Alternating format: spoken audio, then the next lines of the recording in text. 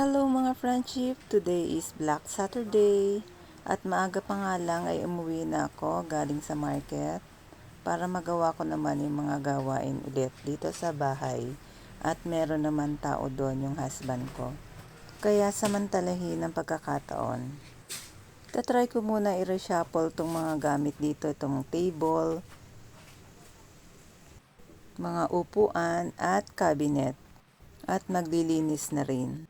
At kasi nga maliit lang talaga itong space namin at medyo marami rin talagang gamit. Kaya sinusubukan ko rin yung paiba-ibang pwesto at baka sakali nga na maging mas maayos kami dito sa loob ng bahay.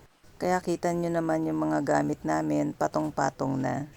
At dito nga kasi sa salas na to ay halos nandito na lahat.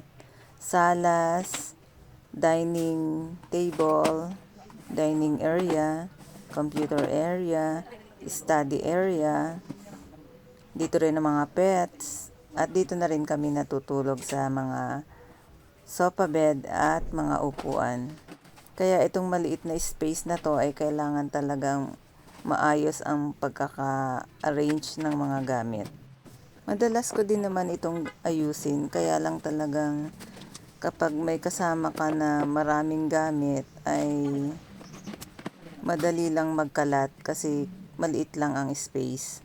At saka yung ibang kasama ko dito ay alam nyo yon, yung mga gamit nila ay gusto lahat ay nakikita sa paligid nila.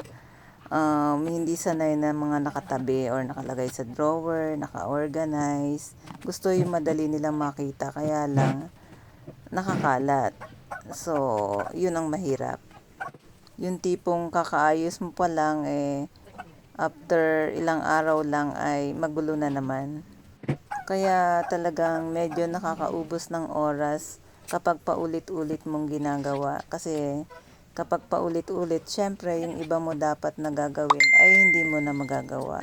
Dahil nga nauubos yung oras mo sa ibang bagay. At itong ang sofa bed namin ay masyado siyang malaki. So itinry namin na ilipat dito. Pinagpalit yung pwesto ng upuan, kaya lang ay Hindi mukhang maganda. naging mas magulo. Kaya binalik ko na ulit. Ibinalik ko na sa dating pwesto at itong at pati na rin itong table, binalik ko na rin sa dating pwesto. So yung dati kong setup ay yun na rin pala yung pinakamainam sa ngayon, sa palagay ko. Kaya ito, nakakapagod din. Bago mo ma-reshuffle, edi ibabalik mo pa rin sa dati. Ang maganda lang ay nalinis nyo na yung mga ibang mga patungan na hindi mo malinis-linis dati kasi nga patong-patong na yung mga gamit. At least ay napunasan at nawalisan mo na rin yung mga ila-ilalim. Medyo nagtagal din ako ng ilang oras dito at ayan, ibinalik ko na nga sa dati.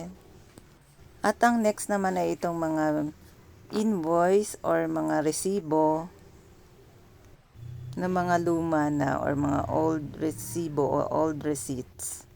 Ito nga yung lalagyanan ko ng mga water billing, electric bill, sa cable, sa insurance. So lahat ng resibo ay dito ko nilalagay. At medyo marami na nga laman kasi yung mga for the past years ay nandito. So pinagtatanggal ko na. Before kasi yung pinaka previous year ay iniiwan ko lang para just in case kailangan ay nandito. So ngayon ay tatanggalin ko na lahat at ang ititira ko na lang ay yung for the year 2024.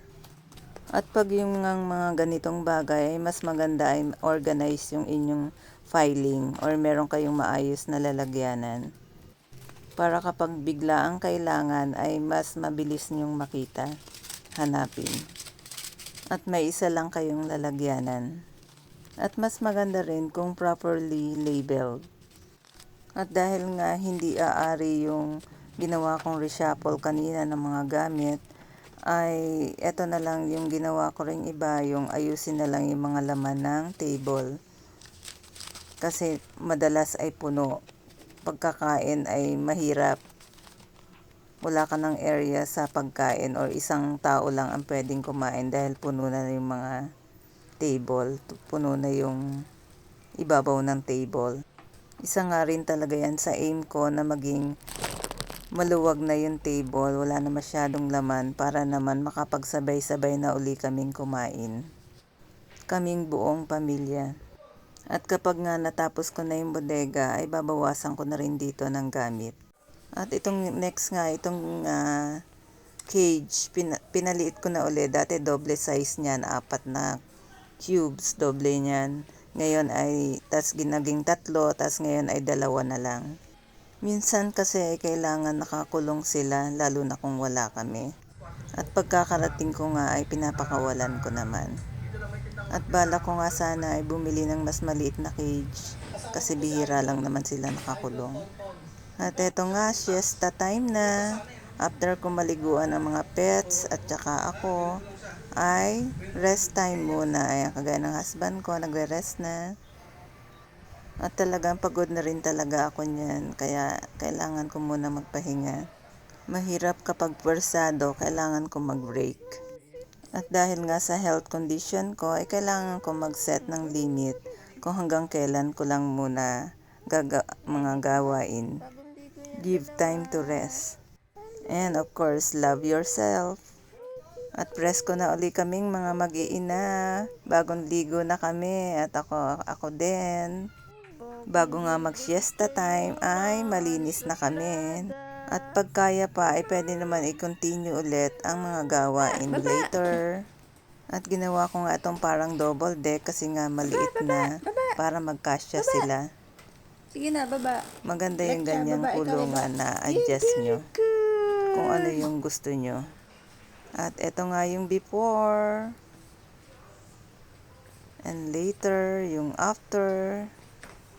Hindi man masyado halata, pero kahit papano ay may nagawa rin kami. May nagawa rin ako natapos. I feel happy kapag meron ako natatapos na mga gawain. At ito nga yung aking next things to do. Yung mga alak at saka yan, tatanggalin ko na.